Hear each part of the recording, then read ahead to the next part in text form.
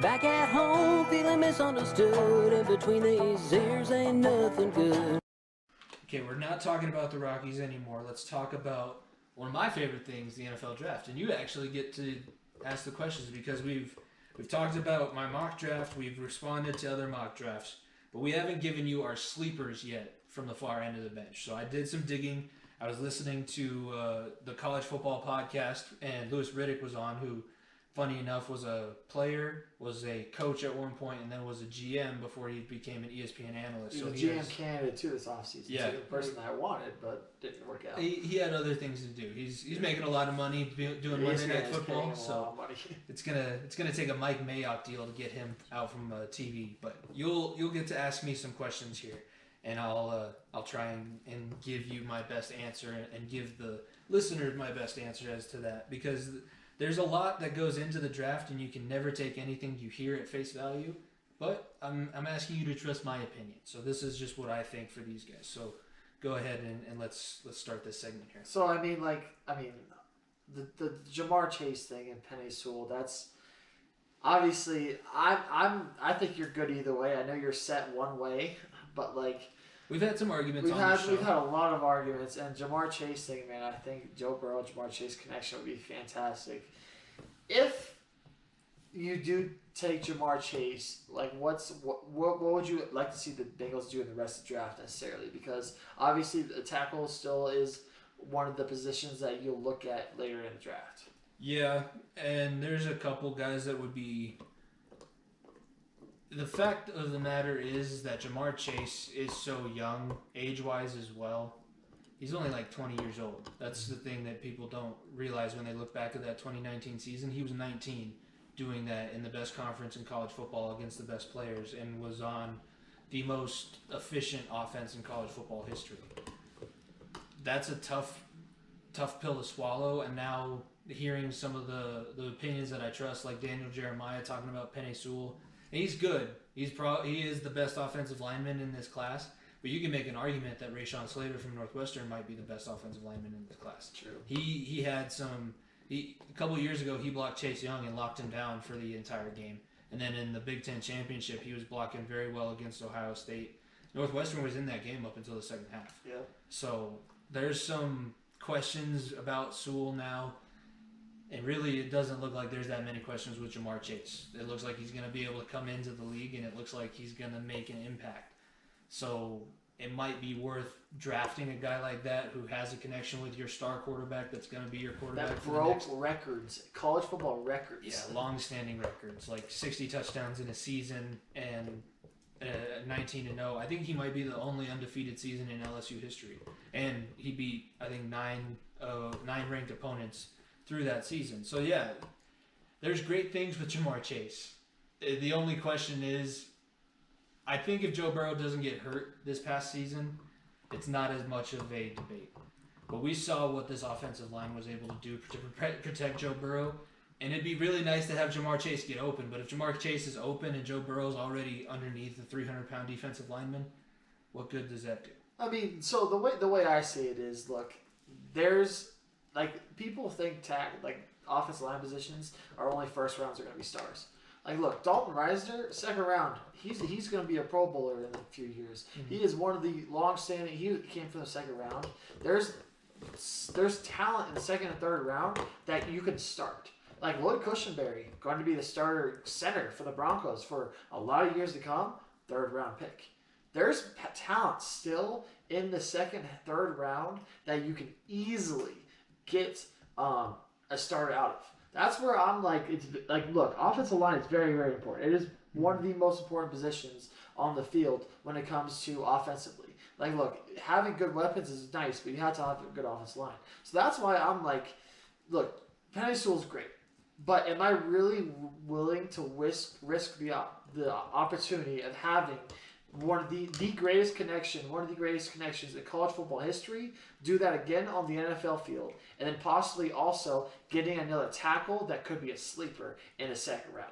Yeah. That's where I'm at. I'm like, because like Jamar Chase, if 5 or 6 years from now he is a star on the Dolphins or something, and Penei Sewell is it hasn't even broken an All-Pro team, then it's just gonna be a what ifs. But if Jamar Chase does the other way around, then you can sleep at night. But look, it's if you have the opportunity of having a tackle that you fall in love with in the second round or even late first that you could possibly trade back up into, maybe Rashawn Slater probably won't, but maybe he drops a little bit and you can trade yourself back into that position, then you're happy.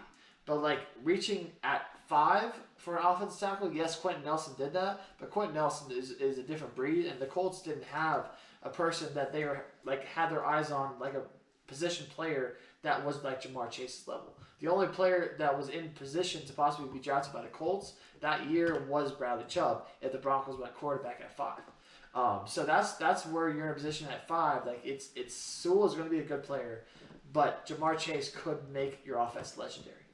Yeah, no, and I know that you would know the importance of offensive line, so that's why I'll entertain the conversation with you. And then I'll just shout out another one of our podcasts here on the Unhinged Sports Network, High Low Sports. They've been doing a lot of work with their draft board, and they do have a couple of guys that I've looked into. Jaylen Mayfield they have ranked on their top 50 at number 33. He's an offensive tackle from Michigan. If they do get Jamar Chase, I would rather them look. If they go Jamar Chase in the first round at 5, which you probably should, because I think he's overall best player in the draft, better than Trevor Lawrence. I think Trevor Lawrence is the best player because he's a quarterback and there's a positional difference there, but really Jamar Chase is probably talent-wise the best player in this draft. We should probably draft him at number 5, and because everybody else is going to be drafting a quarterback, and who knows what Atlanta does.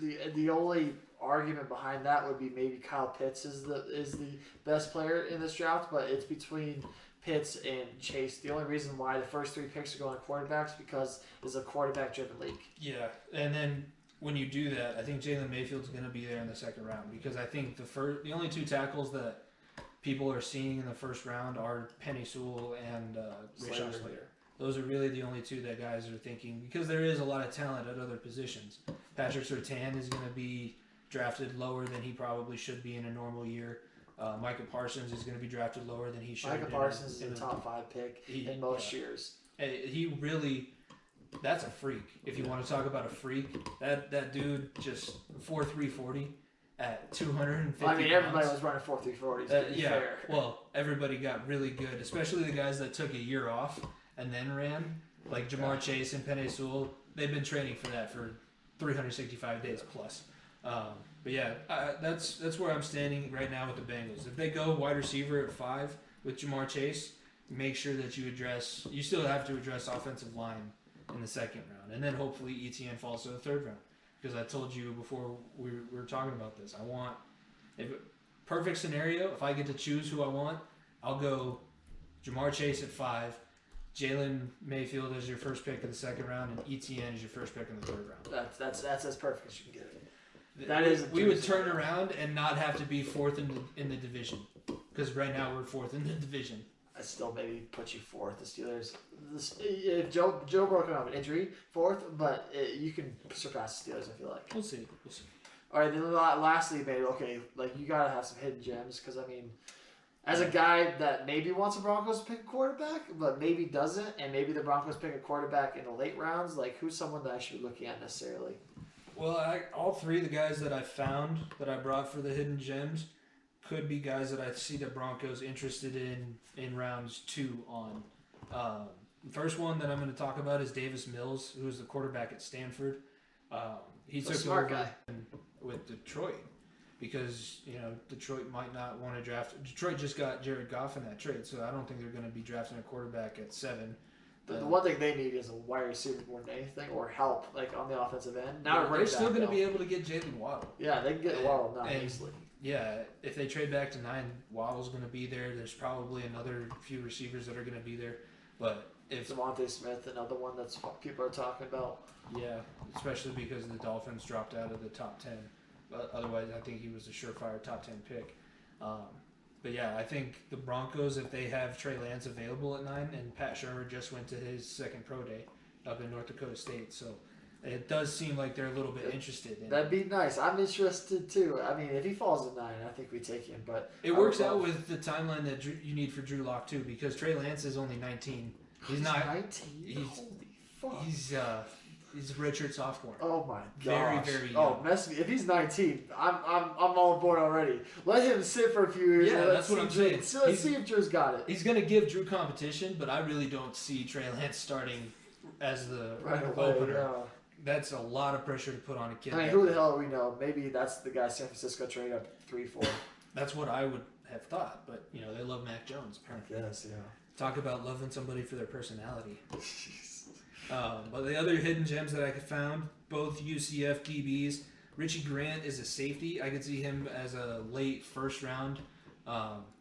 Very similar to an Antoine Winfield, where he's a little bit undersized, so he's not a safety that you could play down in the box. But he's a guy that you can maybe move into the slot and cover those quick slot receivers.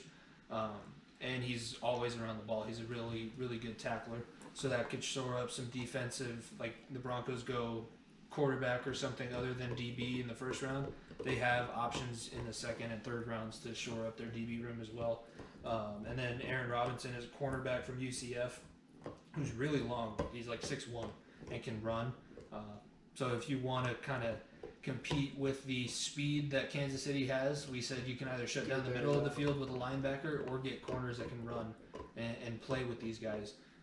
Because an X Factor corner changes a lot. If you can shut down one side of the field, it's very easy to take away these passing attacks that we've seen in the past few years. Yeah, that's for sure. I mean, look, I think the Broncos are there's some good scenarios. I trust Peyton or Patton to do some good things, and if we trade up, great. If we take Parsons, I'll be super happy. If we end up with Surtain, I'll be like, you know what, that makes sense. If we end up with Fields, I'll be like, you know what, let's see how this works out. Like, I trust them to do the right thing. So I'm confident because, like I said, the draft is a lot of fun. It's our football talk until it's our football Knicks until it gets to August and training camp comes in, and it's going to be a fun time. Yeah, especially this year without any XFL. It's going to be really sad after the draft because that's legitimately the last football that we have for 4 months. 3-4 months, yeah. Especially because everybody's opting out of the preseason workouts, so there's not even going to be Not everybody. Drew Lock and Dalton Risner are there, so maybe Drew Lock is trying to gain some hearts back. He should. He should be doing everything that he can to get back in the good graces because the fan base turned on him quick. It's rightfully so because we expect greatness over here. There's a reason why in the 16 or in the we had the third best winning percentage in the 16 game era. Mm-hmm. Yeah, we expect greatness over here. That's all. There's a lot of hype going in. I forgot how much hype he had going into last season. He's going to be the quarterback that breaks out. This is the offense that's going to This is the offense that's going to compete with the Chiefs. No, and hell no. Okay, well, this offense can still be damn good. It won't be the Chiefs, but it can still be damn good because the running back core is still going to be great. We have the Pro Bowl receiver coming back. Mm-hmm. Drew Lock has weapons. No fans. Like you said, tight ends coming into their third year. Yeah. Good. Like it takes a few years to get their feet wet. Iowa tight end. I retweeted on my personal account a picture today. Iowa posted pictures like tight ends doing work in the spring game. I was like, this is like saying the sky's blue. Exactly, nothing new. It's what we expect. So yeah, that's the NFL talk, and let's go ahead and really smart guy. We all know what the last quarterback from Stanford did with the Broncos, so that's there's that connection there. But Davis Mills, he's a really the prototypical size. He's 6'4" and 217. He's athletic. He really might have the best arm in the draft. He doesn't really have a ton of the hype. He was the number one quarterback in his draft class in 2017. But the good things that I see for him is that he does come from Stanford, and I believe he might have graduated or he's really close to graduating. But when you go to Stanford, it's not like going to Clemson and playing football. When you go to Stanford, you're taking real college classes. You're actually getting the education that people claim college athletes get, and they're taking it seriously. And David Shaw has a really good reputation of putting quarterbacks into the league and being successful. So I think Davis Mills, he's probably going to drop to at least the third round. That's as high as I could see him going. But But if you're thinking about a guy later in the draft, the name that's thrown around a lot is Kyle Trask. I would maybe have a little bit more faith in a guy like Davis Mills over Kyle Trask. Trask was a top 10 pick at one point. I remember preseason he was like, man, is this guy a top 3 quarterback in this draft? Yeah, then the bowl game just fucking shot him. We were wondering who was going to take over as the SEC king after Burrow and Tua left, and Trask was just the only guy left over, and that was not the right choice. Not the right choice. Not the right choice at all. No, who would have thought that McCorkle Jones, of all people, would take over as the quarterback of the SEC? Kind of crazy. Yeah, but another. So that's a guy. If you want the Broncos to pick up a quarterback late in the draft, I would say Davis Mills because. Look, for me at 9, I would love Mike Parsons. Like that's the guy I want. But like I am seeing a lot more reports about a quarterback. I am, and I'm falling in love with Trey Lance. I'll be honest with you. Trey Lance. Falling in love with Trey Lance. If he's there at 9, that's who the Broncos should probably pick. Like I am falling in love with Trey Lance. Trey Lance is because I feel like if he falls past 6, somebody's gonna trade up and try to get him because this dude is special, and I think. And if he somehow can fall into the Broncos' lap, I think that'd be beautiful. There was talk today on